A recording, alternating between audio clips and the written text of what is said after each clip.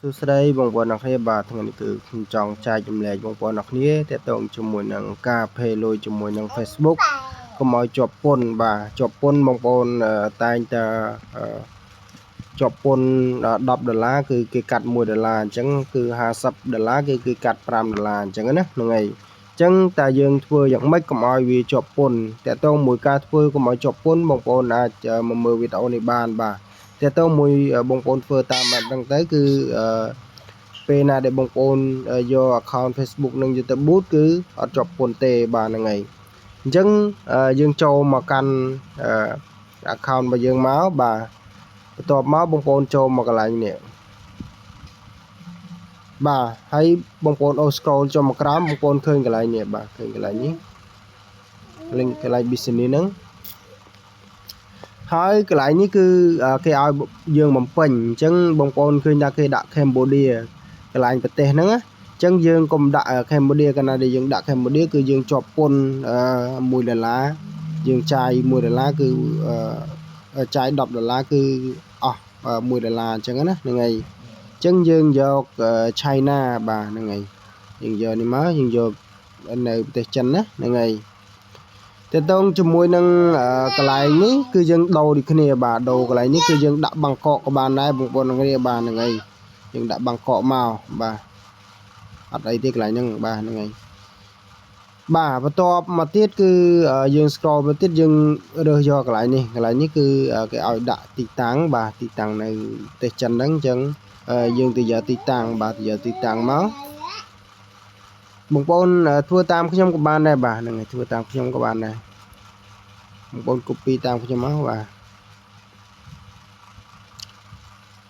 កន្លែងហ្នឹងគេឲ្យយើងទៅនេះទៀតបងប្អូនចូលនៅក្នុង Google search ទៅគឺចេញហើយ search បាទ search ទីតាំងនៅ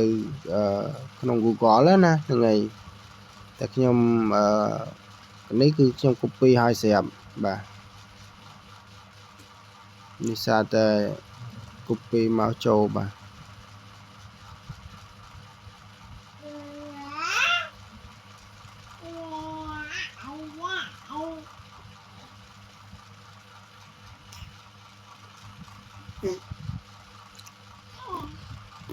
កន្លែងនេះបងប្អូនចំណុចទី2បងប្អូនមិនបាច់ដាក់ទេបាទចំណុចទី2ណាបងប្អូនចំណុចទី2បងប្អូនមិនបាច់ដាក់ទេបាទលោតទៀតហើយបាទនឹងយើងដូរបាទហ្នឹងហើយនេះខ្ញុំ copy ម្សាសិនបាទ copy ម្សាអស់មកចាំយើងបាទ copy ចាំមកអញ្ចឹងយើងដាក់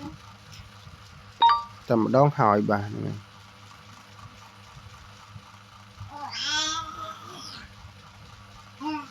បាទយើងឆៃណាមកកន្លែងនេះគឺយើងយកបាងកកមកបាទហ្នឹងហើយបាងកកយកបាងកកនេះបាទនេះយកនេះវិញបាទ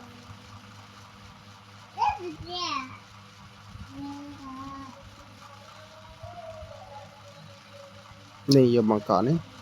កន្លែងនេះយើង copy មកបាទ copy មក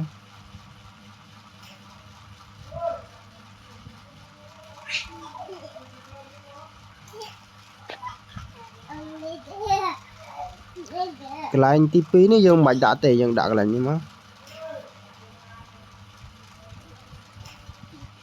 បាទយើងដាក់ប៉ុណ្ណឹងមកកន្លែងនេះយើងដាក់ដូចគ្នាបាទយើងដាក់មក